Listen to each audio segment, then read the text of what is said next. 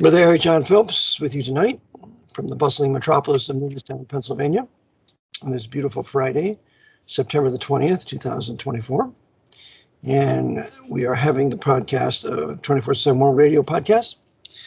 And my guest tonight is Brother George Widger, as we shall continue to review the vast array of Jesuit coadjutors and aide de camps to the Black Pope around the world, and especially here in the Pope's Holy Roman 14th Amendment, socialist, communist, corporate fascist, anti-white, pro-black, anti-straight, pro-homosexual American empire. So, Brother George, welcome to the broadcast. Well, thank you, Brother Eric. It's always a pleasure to be on with you. My pleasure to have you. So, what do you have for us tonight, my brother? Well, okay, I have a list of topics, but before I get to that, my scripture verse is John 12, verse 32. John 12, verse 32. And you may be, odds are you're familiar with it. And it says, if I be lifted up from the earth, I will draw all men unto me. Okay. This seems like a straightforward passage, but there's an old saying: if something looks easy, it's difficult, and if it looks difficult, it's impossible. Okay. Well, so yeah, if Jesus is exalted, that means he'll draw all sorts of people to him, all types. And well, if he be lifted up, brother, he's going to draw all men to himself, whether it be in salvation or whether it be the second resurrection to the great white throne. But every last man and woman that's ever lived will be drawn to him one way or the other. Go ahead, brother. Okay, so this is where you start getting into the whole problem with different translations. And there's dozens of them. I know I like to pick on the NIV, the New International Version. And there's the Contemporary English Version, and there's the New King James. Well, brother, we shouldn't even consider any of them for even reference because they're based on a corrupted Greek text. Westcott and Hort Greek text is pro-Jesuit, Jerome's Latin Vulgate. So they're not even Bibles, so we can even just put them out of our consideration. Go ahead. Well, okay, so I know you may disagree. Well, I have no qualms with looking at them for references. Just to see, how other people have rendered it. And so, having said that, they don't really help the situation much. They don't clarify. So, generally speaking, what most of them will do, such as the New International Version, is that they'll say is, I'll draw all people, I'll draw everybody to me. And one of the problems with that is you might make an argument that was, Jesus advocating universalism, i.e. universal salvation, that all people everywhere will be saved, regardless of whether they actually receive Jesus as their Lord and Savior. And obviously not. And so if I can... got a great white throne judgment in Revelation 20. We'll go ahead. Yes. And of course, people will often say that people have post-mortem salvation. Oh, Fred was a wonderful man. And I'm sure he's at the pearly gates right now, being greeted by St. Peter. Well, what type of life did he live? Was he faithful to his wife? Was he a good father to his children? Was he a good employee? Well, maybe, but did he put his trust in Jesus? And even people who live the most reprobate lives, people will generally speaking say, oh, yes, he's in heaven now, because he got saved at the time of his death. Well, how do you know that? Yeah, how do you know? You don't know. I mean, it's possible, but generally speaking, the tree by its fruit. And I was raised in a Catholic atheist culture, okay? And I remember going to these funerals. Oh, he was a good man. And I know he wasn't a good man. I know the priest was lying. So that continued to make me, not like quote unquote Christianity because of these ridiculous funeral orations about evil men. So go ahead, brother. And how many of these mafiosos going back 100 years, Lucky Luciano, Joe Colombo had these massive. Luciano, that's right. When they deported him out of America, they had 3 whores with him, and his favorite whore was a Jew. And so when he gets back to Italy, he dies in the gutter with a heart attack. I mean, these wicked people are not saved. They hate God. They're Roman Catholics and mafiosos, and so that's right. You know them by their fruit. Okay, and then generally speaking, we'll have not just a priest at their funeral. We'll have an archbishop or somebody like a cardinal or somebody like that, and they'll say, "Oh yes, he was a faithful son of the church, and he was a pillar of the community, and never mind the countless number of people whom he had murdered, and all the lives he destroyed. Other than that, he is wonderful." That's right. Whether you're talking about Lucky Luciano or Joe Colombo or John Gott or George Herbert Walker Bush, yeah, all the same. Okay, so yeah, so just transitioning into the subject matter, I probably should have done this 5+ years ago, but these are the topics I like to cover. Whether we get to them, who knows? We'll do our best. So I already did the scripture verse. I'd like to talk a little bit about a local bridge in my neck of the woods, the Richmond San Rafael Bridge, the death of James Earl Jones. Bridge. I remember that bridge. It was I think it was the longest bridge there, wasn't it, George? Yes, it is. Uh-huh. Okay, and the San Rafael Richmond Bridge, but it's actually called, that was what it was called originally in 1956 when it opened, but it is now called the Jack McCarthy Bridge. And a little bit more about Mr. McCarthy in just a moment.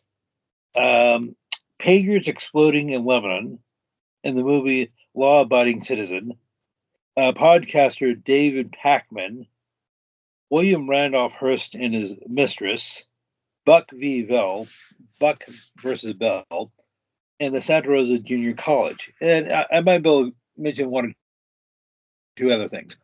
However, before I get to that, do you know who Major General Morris Rose was? No, I don't. Okay. Well, if you don't, I'd imagine most of your audience doesn't know who he was. Not necessarily. I have some great military historians in my audience, so go ahead, George. Oh, okay. Say, hey, sorry, didn't mean to be insulting to them. It was so Morris Rose lived from the 26th of November 1899, died on March the 30th, 1945. So he was 44. 44. I'm sorry? 1899 to 1945. Is that what you said? 1899 to 1945. Yeah, he was 40 years. What, 44? 45. 46. 45. Just before the war ended in Europe. Mm-hmm. So he was all 55 years old, and he was personal friends with George Smith Patton. As a matter of fact, he had similar views as General Patton. So you said you never heard of this Rose, this General Rose. No. So it said he died on March the 30th, 1945. So you may be wondering, how did he die? Yeah. Well, that's a matter of dispute. It's interesting. For what it's worth, this is pure trivia. He was the highest ranking Jewish officer ever to be killed in the United States. He was he went by Rose, but his name was Rosenberg. Oh, I see. I think. Yep. Okay. Yep. Got it. Okay. So, but there, as I said, there's some dispute as to exactly how he died. The official story was he was killed by German troops, but the Germans who were in the area said, "Nope, we didn't kill anybody. We were trying to surrender." I see. So he was the commander of the 3rd Armored Division. So he was under Patton? Correct. Okay. So anyhow, so his cause of death is listed as disputed. What distinguishes him that could possibly lead to his murder? Well, I don't want to sound like a conspiracy theorist, But he was in agreement with Patton in that he also wanted to head east into Russia. Mm-hmm. Well, that's reason enough, because Russia won the war. I mean, lots of people died, but the government there was kept intact by the Jesuits using the American military government and the British government, and it just kept that evil, wicked Jesuit government in power with their Joseph Stalin. So they won. Well, he thought that the America should capture Berlin before the Russians, but that obviously didn't materialize. Mm-hmm. Sure didn't. So, well, remember that Patton was given orders not to go into Berlin. And he said the Russians are going to take it. It's going to be one big gang rape. And that's exactly what happened. Patton's armies were 12 miles outside of Berlin, and they could hear the hullabaloo going on of the rape and plundage of the savage Red Army in Berlin. Because we have to bastardize those German people and mulatto them, bastardize them with the Slavs, so we can corrupt their race so that they will never be the high Prussian race that they once were. Yes, indeed. And well,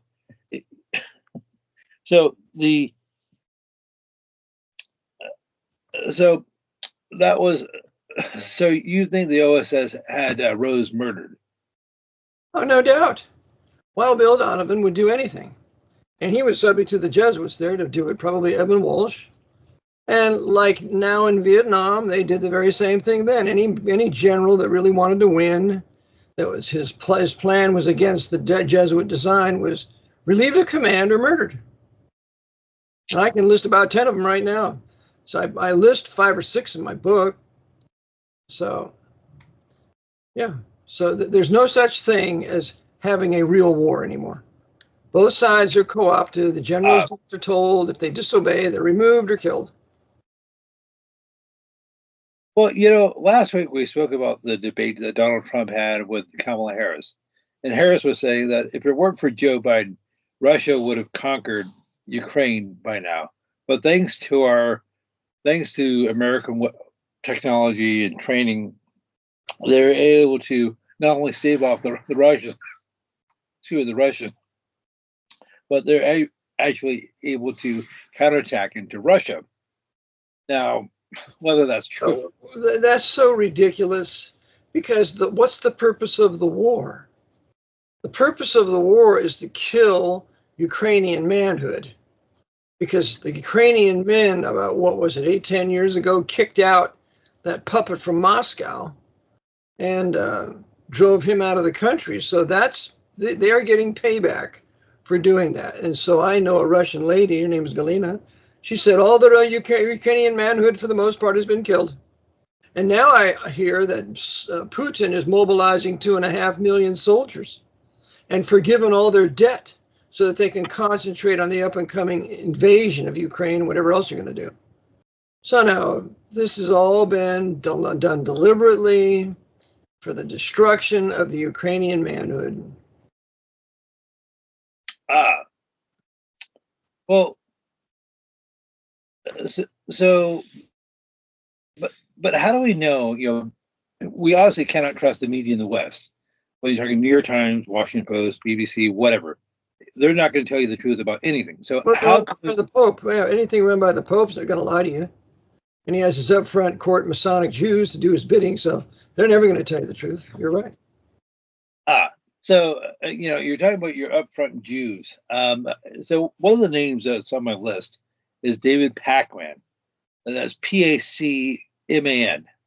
Now he, I guess, lives in Massachusetts, and he was born, I guess, on February 2nd, 1984, in Buenos Aires, Argentina. But his parents are Ashkenazi Jews. Now, I'm not sure how they ended up in Argentina, or how he ended up in Massachusetts, but he did. But he got his undergrad degree from, was it Amherst, I believe? And I had to go look that up. But and then he got his master's degree from Massachusetts University, Amherst. So See, we went to Amherst into. So these are ostensibly secular schools. However, he was an adjunct professor at Boston College. oh my. And I know At Jesuit Boston College, okay? Yeah. By the way, one of my associates getting on an airplane in St. Louis today, he saw a Jesuit in full cassock, long cassock and the Beretta. So he thought he would just text me and let me know what's going on in the airplane. And he wanted to say, well, what are you doing, Father? And the answer would be casuistry. Deception. Anyway, go ahead. Okay, so how did he know he's a Jesuit? Oh, he was in his cassock with his Beretta. And he was out of St. Louis there from the University of St. Louis, St. Louis University. Oh, well, I think I told you this off air. This was about 6 months ago or something like that. I was at my local supermarket and I saw a young man. He was in his 30s, in the full regalia, the cassock and all that sort of stuff. And I introduced myself, said hello. And I said, oh, are you a priest? And he said, yes, I am. And I asked, well, what type are you? And he said, I'm just a parish priest, a diocesan priest. I said, oh, okay. And he said, well, why do you ask what type? Because I know that there's different types, different orders. And I said, oh, yes, I'm not a Dominican or Jesuit or anything like that. Oh. So you kind of saw what was coming there. Mm-hmm. Okay. I'm sorry? He kind of saw what was coming there? Well, I guess. But he had the long gown on. Mm-hmm. And I said, I've never actually seen a priest dressed like that. And he said, this is more common in Europe, and particularly in Catholic countries like Italy. Granted, it's true, you don't see that much in the United States, or at least not anymore. Now, you used to. The Jesuit cassock is very different than the others. Others have buttons up the front. The Jesuit cassock has a little clip at the neck and a little clip at the waist. And that's maybe in the middle of the chest and a little of the waist, but there's 3 little clips. And other than that, that's all there is. It's the most simple cassock that you can see. And I don't know if they're for sale. I tried to find one and they're not. So I had to borrow one from that Jesuit that I knew. And when I spoke at the, 2007, 8 Concon. But they have a very simple cassock. Now, it's interesting, this is way off topic, and I wasn't planning on bringing this up, but have you ever noticed that Lutherans dress very, very similarly to Catholic priests? Of course, because the Lutheran Church is the Lutheran Catholic Church. I just finished a course on Luther. I'm offering it for $1,500. It's my course book and 1-day Zoom. And I show that Martin Luther never wrote on the Jews and their lies, and I prove it. No one's ever done this before, to my knowledge, and there is no book on this topic. So what there is all these Lutheran ministers that believe it, that advocate it, that say they're sorry about it. And I showed certain Freemasons that were involved in the particular set of Luther's works there, that were Freemasons. The publisher was a Freemason. So the Jesuits put together this huge, massive set of Luther's works. And in it, there appears for the first time on the Jews and their lies, because it was unknown for 200 years prior to that. So I teach this, I'll be teaching this course, and I think it's imperative that the Lutherans realize that they need to stop accepting the lie that Luther wrote that Jesuit forgery. And they need to repent of allowing the Jesuits and the papacy to blame the Third Reich and the persecution of the Jews on Luther, and thus the Lutheran Church. So, but the Lutheran ministers today, they are just as papal as the Catholic priests. I remember meeting one many years ago. He said, I don't believe Moses wrote the Torah. I think it was written by some sage in about the 8th century. And I said, you're a Lutheran minister? So they're infidels. All the Lutheran ministers are infidels. They don't believe the word of God. So when you discard the Luther Bible for German-speaking people, you're going back to the Pope. So the whole Lutheran Church today, as far as I'm concerned, is in the lap of Rome. And Rome doesn't care which name it has, Lutheran, Pentecostal, Presbyterian, as long as their doctrine and their behavior is going to be pro-popish, it's fine. Well, okay, so could I just mention one little, all right, sure. A little story. I know this probably irritates people to no end. Back when I was working on my undergraduate, back when I was working on my degree in history, one of my professors, who was in his 60s at the time, so he was getting close to retiring, he shared a story about how he got his PhD from Princeton University. So he went there back in the 1960s as a young man, and he had an undergrad degree, I believe, from Stanford. He had a master's from Duke, but he wanted to all infidel universities. God deliver us from them all. Go ahead. Well, amen. So in order to, he wanted to go to Princeton because they had at the time the best Greek and Hebrew program in the country, in the U.S. When was that, George? This was in the 1960s. I see. So well, it's interesting you should say that, because the greatest Greek man of the day was J. Gresham Machen, and he wrote his primer on the Greek text, on the alphabet and so on. And the other guy, he was a master of Hebrew in something like 46 Middle Eastern dialects, and his name was Robert Dick Wilson. And so J. Gresham Machen and Robert Dick Wilson made Princeton. And when Princeton departed from the Reformation Bible, and they started allowing all this higher criticism, both those wonderful professors resigned. And so I would imagine in the 60s they were still on the coattails of Robert Dick Wilson and J. Gresham Machen, but it was long gone. Oh, that's interesting. Well, anyhow, so he applied to Princeton because at the time they had the best Greek and Hebrew program in the country, and he wanted to become. This professor wanted to, he was a professor then. He wanted to become an archaeologist, mm-hmm. And in order to be admitted there, you had to be proficient in German, French, and Latin, none of which he had ever studied. So in order to take the entrance exam, he had to cram for something like 30 days, and he barely passed the exam. So they accepted him.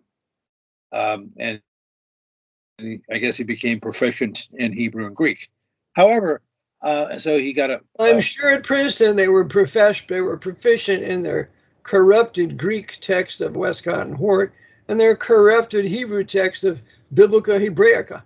So they're busy propounding their pro-Catholic, pro-Jerome's Latin Vulgate, Greek and Hebrew text, and nobody wants to talk about it, except very few men at the time. Go ahead. Okay, so, and there's one little catch. So he got a master's of divinity from Princeton, I think, and he's now known officially as a reverend, even though he's an atheist.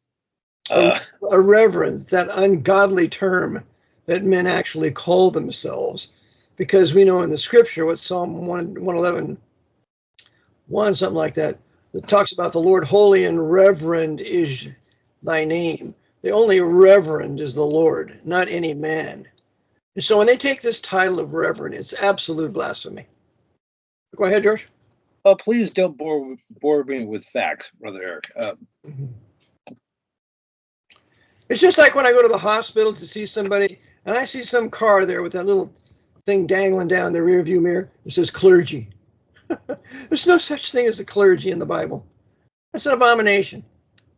Oh, the reverends is the clergy. God deliver us. Go ahead, George.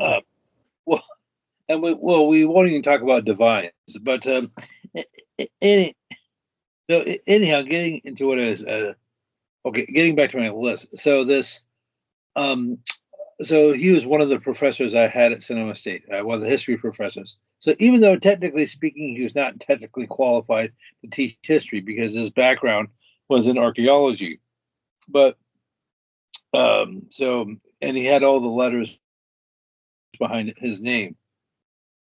And there's something I didn't have on my list, but I wanted to bring up.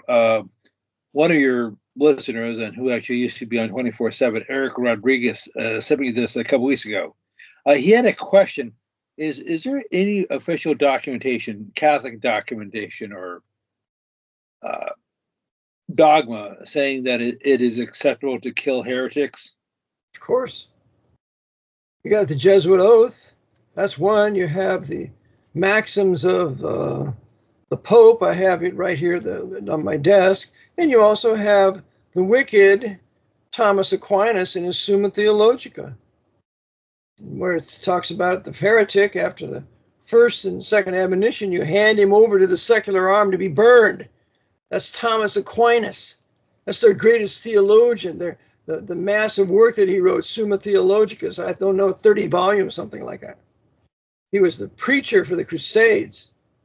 And with Clement, he inspired, I believe, Clement to preach the crusade, the first crusade. So Thomas Aquinas was evil and wicked and sinful. He was. I remember when I was in Bible college over in Clarkston, Lancaster Bible College over here, we had a professor named Mr. Gibson, and he said, "Well, I think one of the men that had the light in the Dark Ages, the Middle Ages, was Thomas Aquinas." I said, "Are you kidding me, Doc? You know, you're advocating a man that was responsible for defending the Inquisition?" So that shows you how far the Bible colleges have gone, and they all unified up with Rome instead of denouncing those heretics and blasphemers for what they are, and denouncing all of their angelic doctors, because Aquinas is called the angelic doctor, you know, and loved by the Jesuits. So that's right. There is in the Summa Theologica, it says it right there, Brother Eric. And by the way, Brother Eric's going to be on with me at 12 o'clock every Monday for a podcast. So appreciate your prayers. Okay. So I'll have to tune into that. I caught most of your streams with Steve Drake. So anyhow, so carrying on. So also, this is something that Catholics have pointed out in that since the 1960s, there have been a number of Catholics who've grumbled about the Catholic Church. They think it's become too liberal, it's become too modern, and I'm not going to broach that, one or the other. They say, well, we switch back to the good old days, the pre-Vatican II era of the 1960s, where we did the Mass in Latin. And yeah, well, Alberto Rivera said where the priest didn't face the people and tell his lies face to face. He kept his face hidden with his back to the people. And by the way, pre-1965, pre-Second Vatican Council, is no relief anyway, because you have the syllabus of errors of 1864. And one of those errors that the Pope called about of modern civilization was the belief in the sovereignty of the people. That sovereign we, the people of the United States, are condemned by the syllabus of errors of 1864. Here's a list of errors of modern civilization, one of them being the sovereignty of the people. Go ahead, George. Okay, so anyhow, now this doesn't address the other Brother Eric's concern. However, I looked this up. This is according to the Catholic Catechism. Canon Law 1402 says in English that the Pope is judged by no one. That's right, because he's a sovereign. He's a sovereign in the law. So he cannot be tried for anything. He cannot be judged by any tribunal. One of his titles is King of Rome. And you cannot put a king on trial. Also, as a corollary, his cardinals are also above the law. That's correct. So they automatically have... They're the Roman senators, and they're untouchable. That's why Bernard Law was never prosecuted for his crimes. They just brought him back to Rome. Okay, so technically speaking, they can't even get a traffic ticket. That's right, because they're ambassadors of a foreign power, especially now that Reagan recognized sovereign state of Vatican City. So it's a sovereign nation state, and its cardinals and archbishops and all their high princes of the church are untouchable by the law. Which is another reason to expel them all. Get rid of them. How dare there be anybody that has this status of sovereignty so they can commit any crime they want to, which is what they do. Go ahead, George. Well, you had a situation a few years ago where you had Pell, George Cardinal Pell, he was like the number 3 or 4 man in the Vatican, and he was the highest religious Catholic official in Australia. Well, he was extradited back to his home country of Australia 5-6 years ago, whatever it was, and to face trial for some boys he'd abused back in the 1960s.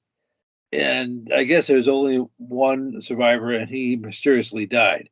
So there's no evidence, see? And when you have no evidence, then you have to dismiss. Everything revolves on evidence. If there's no evidence for the court, there is no case. There is no claim. Yep. Okay, so do you mind if I just mention something of a completely trivial nature? You're talking about ancient. Well, okay, that's all I do That's all I've done for about the last 5+ years is talk about trivial matters. Well, in that vein, now you've spoken several times about Lyndon Baines Johnson's mistress, Madeline Duncan Brown. That's right. Who wrote about her experiences with LBJ. She was a Catholic. Mm-hmm. She was his Catholic concubine, from which union they had a son, Stephen Brown, that was later murdered when he laid claim to $10 million of LBJ's fortune. Okay, well, I know you've spoken about Lyndon Johnson several times, and you've spoken about his mistress several times, and you've also spoken about William Randolph Hearst several times, and you talk about him in your book, Vatican Assassins. However, somebody whom you've not discussed, or at least I don't think you have, is Hearst's mistress, Marion Davies. Are you familiar with her? I am familiar with her. I know she was a Hollywood actress, which I'm sure was the reason why she was the mistress of Knight of Malta, William Randolph Hearst, and his huge, massive spread there. What's it called? San Simeon? What is it? San Simeon? San Simeon, that's right. Mm-hmm. Okay. So he was the one that came before Henry Robinson Luce. So you had A. Philip Randolph Hearst. No, you got Hearst, who is the head of the press, and then ultimately Henry Luce will take it over. William Randolph Hearst, Henry Luce. Both Knights of Malta. Yeah. Okay, so Marion Davies, who was born Marion Cecilia Duras, lived from the 3rd of January, 1897, died on September the 22nd, 1961. So she was more than 30 years younger than William Randolph Hearst. So that's what you do when you get to be an older man. You just have to give up the wife, trade her in for a new model, and get somebody younger. That's what you do. Well, William Randolph Hearst was about 40 or so when he got married, and he's only married once. So I suppose that's good news in one sense. This is like Bob Hope was married for over 6 years, and he was only married once. He had an endless number of mistresses, but that's besides the point. And the book that tells you that is Thanks for the Memories by Bryce Taylor. Thanks for the memories, Bob Hope. Go ahead. Okay, so why do I bring her up in the context of this program? Oh, she was raised in a Catholic convent, Sacred Heart Convent, in. So just like LBJ, Hearst's concubines were Catholic, and the other one who had a Catholic concubine was J.P. Morgan. Yeah, he was with his French Catholic concubine about the time of the sinking of Titanic at Cherbourg there, when the Titanic docked there, and of course he didn't get on it. But yeah, so all these guys have their Roman Catholic concubines. And specifically, Marion went to Sacred Heart Convent in Prospect Park, which is in Brooklyn, in New York. And you may be wondering, what is the Sacred Heart? Well, it's a religious congregation of nuns. They're founded in the 1790s in France during the French Revolution. And they had a reputation for being vicious. Because the Jesuits were using them to punish their enemies as their Jacobins carried out their French Revolution. Yep. Killed all those Dominican priests, emasculated them, left them bleeding to death in the gutters in Paris. That's the Jesuit Jacobin French Revolution. Okay, and I know I've picked on our late senator several times, Diane Goldman Feinstein, but she also went to a Sacred Heart convent in San Francisco for 12 years. Yes, she did. I have a book called The Catholics of San Francisco, and there she is, mentions Diane Feinstein. And this book was written quite a few years ago, the 90s.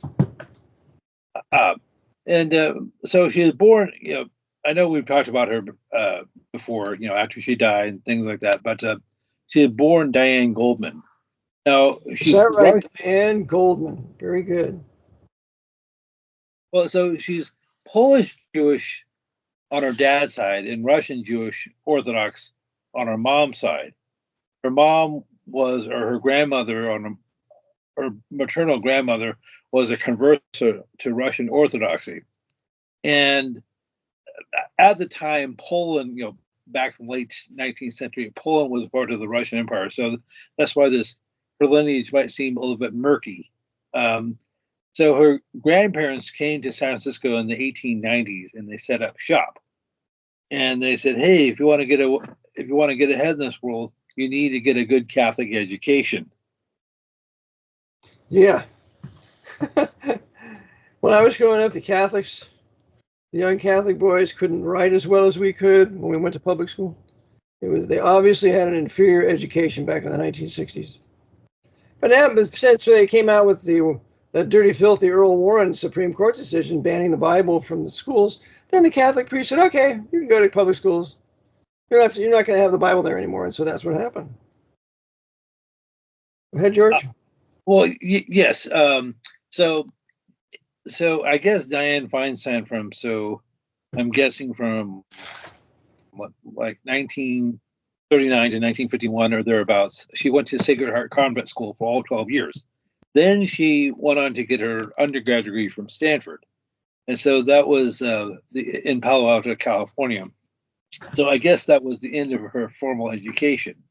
Mm-hmm. So I guess they knew back in the beginning of her allegiance to the Jesuit order in California, which would include their hand in Stanford too. Well, they run Stanford through. They have a couple of entities. They have the Hoover Institute, and they have the CRI, the Stanford Research Institute, which is actually in Palo Alto, which is next door to. It's actually in Mountain View, which is next door to Palo Alto. See, so it's not actually on the campus per se, but I'm being nitpicky here. So it's interesting how similar Diane Feinstein background is to Kamala Harris. Now, I realize they're obviously different racially and religiously, but as something I mentioned before, Kamala Harris actually went to Notre Dame High School in Montreal, Canada. That's where she got her education. She also, I'm not sure how she ended up being the Democrat nominee for president, because she never ran. Well, she ran back in 2020. Well, I'm sure I'm sure she has her ways of making them want to pick her. She has quite a reputation. So, go ahead, George. Oh, okay. I wanted to keep this stream family friendly.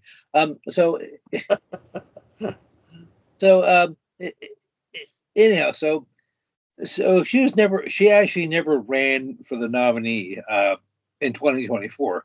So they basically threw Joe Biden under the Greyhound bus, and they installed Kamala as the candidate. Now, but speaking of similarities between Kamala Harris and Dianne Feinstein, so prior to becoming mayor of San Francisco in 1978, she was on the board of supervisors from 1969 to that year. Now, she ran for mayor. Cutting in and out, George. Board of Supervisors from 1969. Say it nice and slowly so we get it, okay? Okay, so she ran for the San Francisco. Well, she was on the board of supervisors from 1969 1969 to 1978, and she ran for mayor 3 times. But the closest she finished was third in 1976. So there's no way she was ever going to become mayor of San Francisco. Then she kind of lucky break, so to speak. Because if she was mayor of San Francisco, the Jesuits at the University of San Francisco would openly be her bosom buddies, telling her what to do. Go ahead, George. Well, yes. However, then, this is something we've discussed before. In 1976, George Moscone was elected mayor of San Francisco. Now, he was their boy. Now, George, slow down, okay? Please slow down.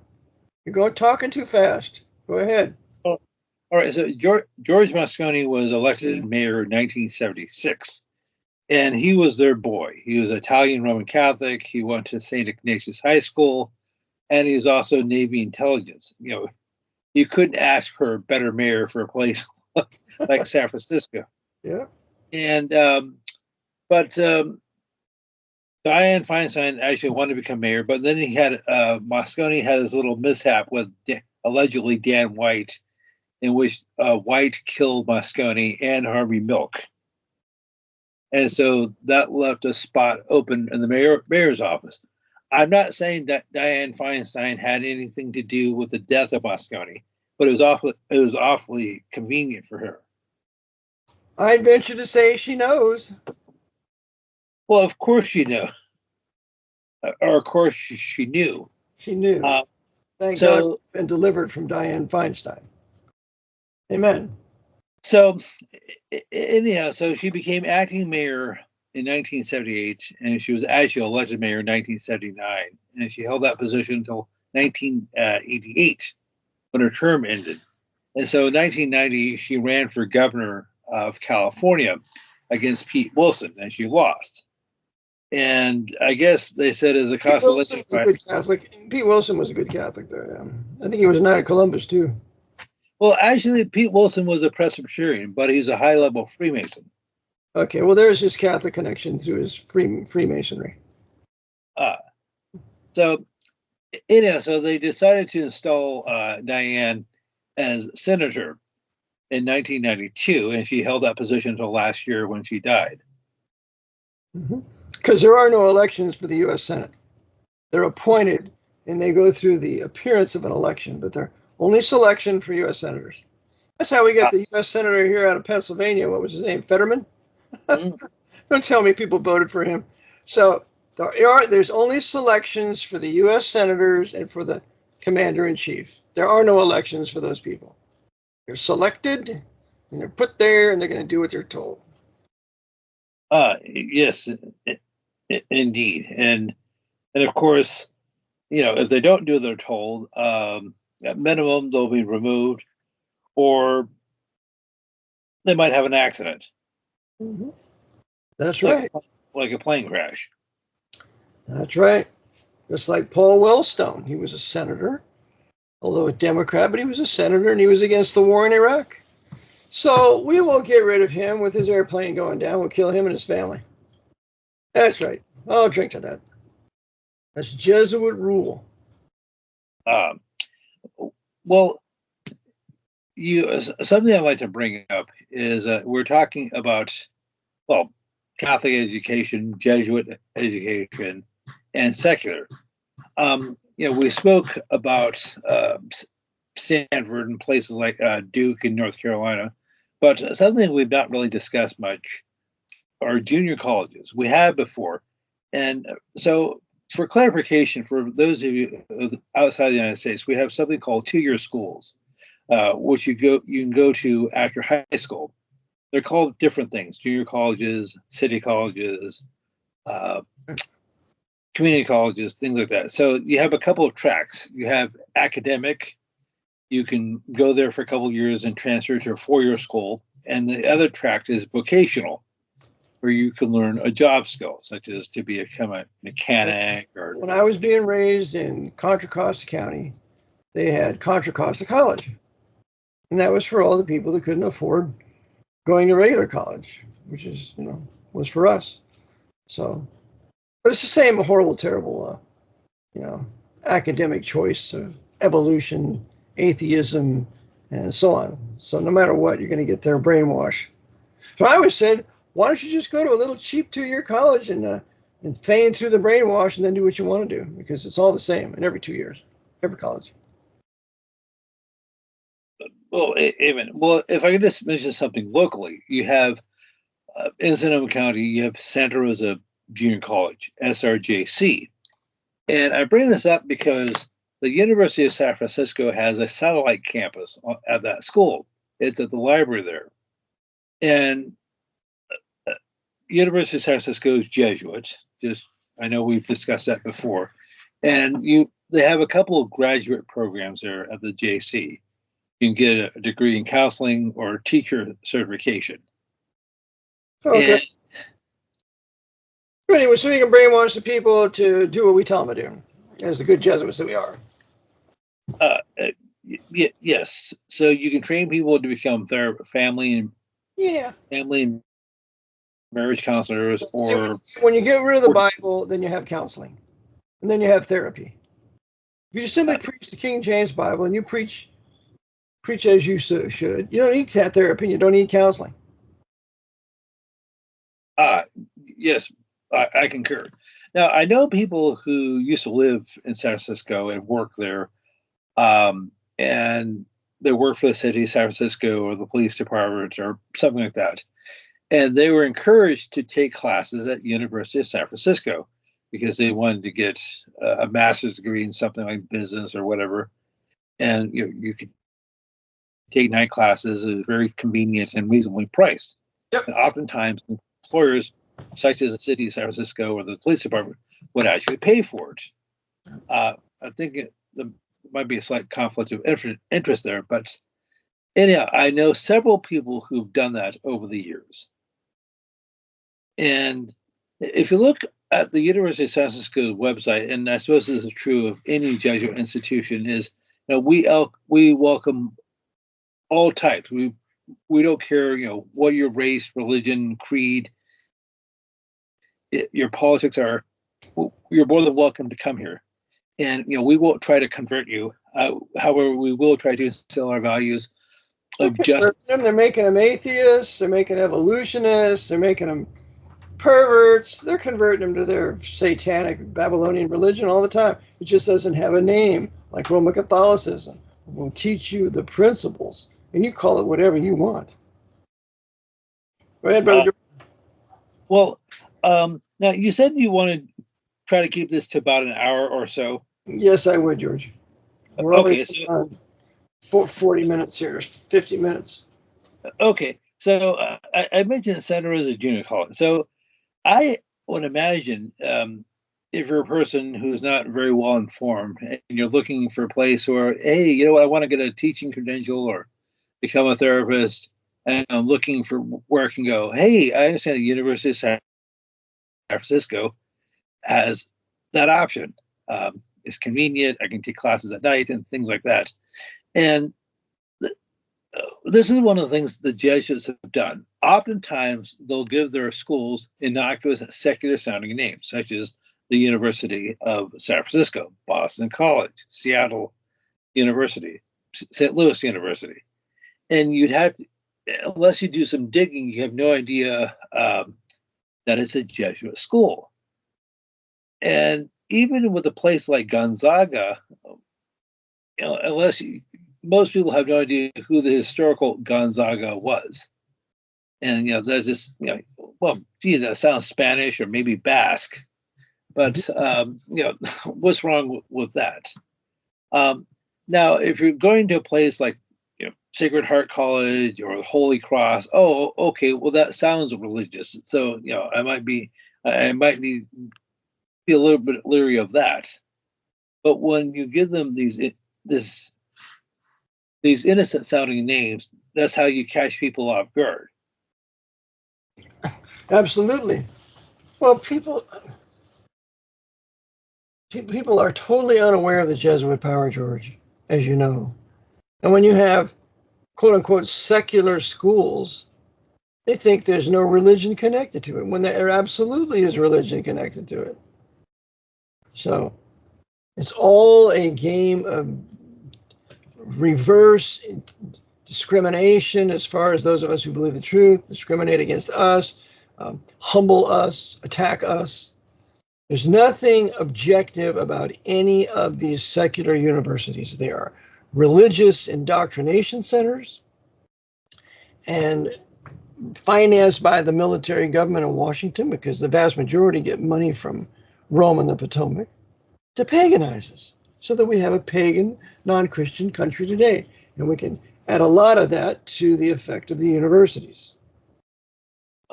Yes. And as I said, there was a big push in the last 80 years after the post-war era to get people who otherwise would not go to college to go to college. And one of the vehicles they were able to use is the GI Bill, the Montgomery GI Bill. So you spend a certain amount of time in the service, 3-4 years, whatever it is, and they'll say, hey, we'll pay for your degree. And or doesn't necessarily have to be an undergraduate. It could be a vocational program, such as to become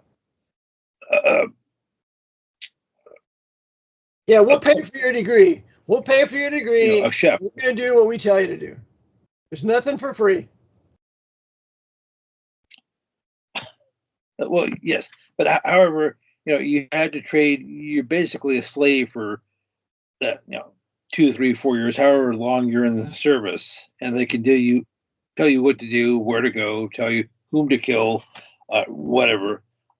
So anyhow, so there's two things I'd like to mention before we sign off, and if we just go a little bit over 2 hours, just forgive me. I mentioned earlier there's a bridge just south of me called it was originally known as the Richmond San Rafael Bridge, but it's officially called the Jack McCarthy Bridge. Okay, what does that sound like to you? That sounds like Joseph McCarthy to me. Well, sounds like an Irish Catholic. Sounds like an Irish Catholic, of course. Why did they change the beautiful name of San Rafael to some Irish Catholic name? Well, if you so your point, George, what's your point here now? Okay, so John Francis McCarthy was a California politician from 1951 to 1980. So he was in the state legislature for those years. So he lived from the 18th of February, 1924, died on February 21st, 1981. So he was all of 57 years old when he died.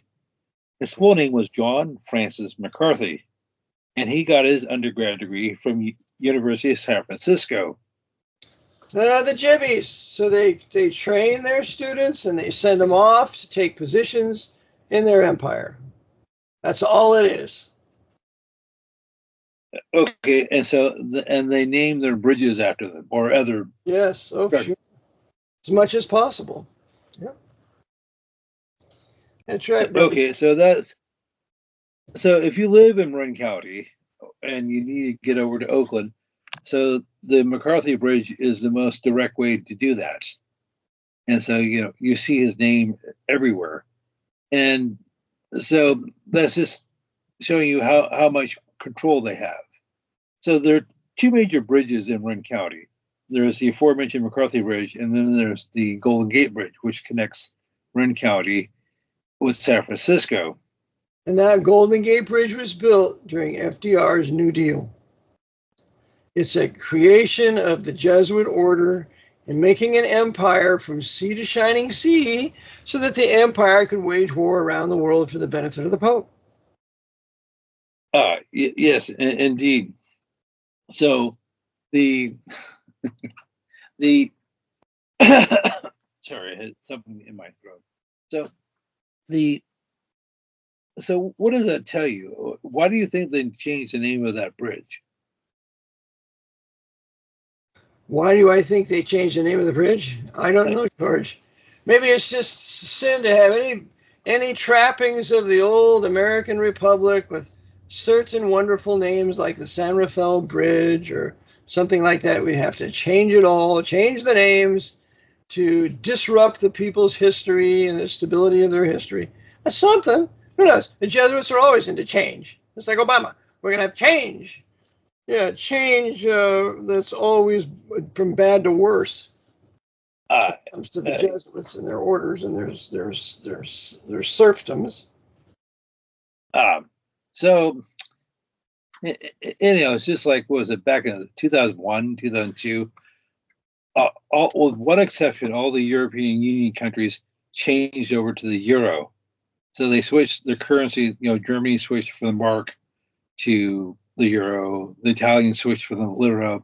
The France switched from the franc. And I just. Well, that's a very important point. You don't have nations without them having their own money. You want to destroy nations and nationality, you destroy their race, and then you destroy their currency. And that's what they've been doing here for the last 80, 90 years.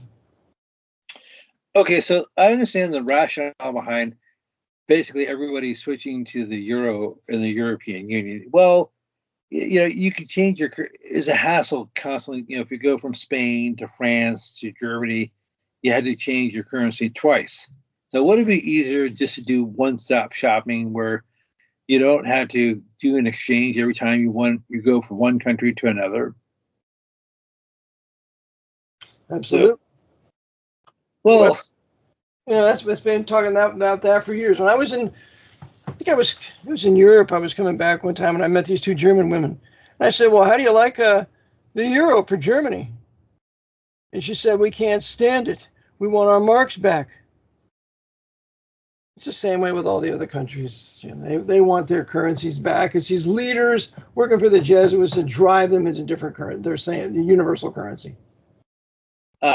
So it's not exactly, you might have some slight convenience, but there is an exchange, because that's always there's always a rationalization for how they do something, and it's based on sophistry. They say, oh, you have the convenience. Based on sophistry. Now, please tell us about that word, George. Sophistry.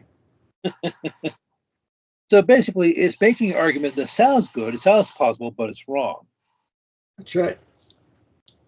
There's no foundation for it. It's just intended to deceive you into believing something that's not true. Well, you just mentioned a word earlier, casuistry, which is correlated to sophistry, but it's basically using sophistry to justify wicked behavior. That's right. Well, we had to invade this country because they might invade us. Well, what evidence do you have of that? Well, I'm sure they're thinking about it. The conclusion we have to make, George, is the military government's not going to tell you the truth about anything. Nothing. So that's why we have to declare our independence in our county and get out of the empire, because it's only going to get worse. And the draft is coming. They're going to draft millions of young men. They're not coming back. So we have to have our own nation. We have to have a Declaration of Independence. We have to have our own country once again, and then the Lord will be able to bless us and protect us. Not now. Well, yes, I agree. And this is something I meant to mention a couple weeks ago, because it happened, I guess, earlier this month. But do you remember the actor James Earl Jones? Sure. He was that mulatto actor that was very popular in many movies. Mm-hmm. Great White Hope. The movie. Well, yes, he did the voice. He did the voice of Darth Vader. He played Admiral James Greer and several Tom Clancy films that are adaptations of Tom Clancy novels, like what was it, Clear and Present Danger. He's in Hunt for Red October. So yes, he was black or mulatto, and he was a Roman Catholic. But do you know what his first film was? No. Okay, most people don't. He played the bombardier in Dr. Strangelove. Oh, I see. Okay. So that was his part in Jesuit Hollywood and their movie Dr. Strangelove. Mm-hmm. Yes, directed by Stanley Kubrick. Oh, another brother, Roman Catholic Knight of Malta, friend of George Carlin, or used to be. Yes, he was. And Stanley Kubrick, That wasn't his first film, but I believe it was his only comedy. The full title was Dr. Strangelove, or How I Stopped Worrying and Fell in Love with a Bomb. It was released in early 1964. But do you know, here's another trivia question, but do you know what the original release date was supposed to be? No.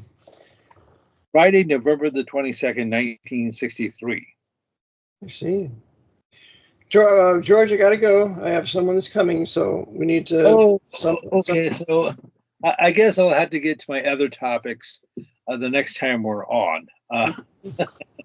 So, okay, so I'll summarize regarding James Earl Jones. Yeah, go ahead, George, and give the contact information, please, because we have to go. Okay, so if people have any questions, comments, concerns, critiques, or they'd like me to go over a topic or go over it again, please email me at georgewidger1969@gmail.com. That's GEORWIDGER1969@gmail.com.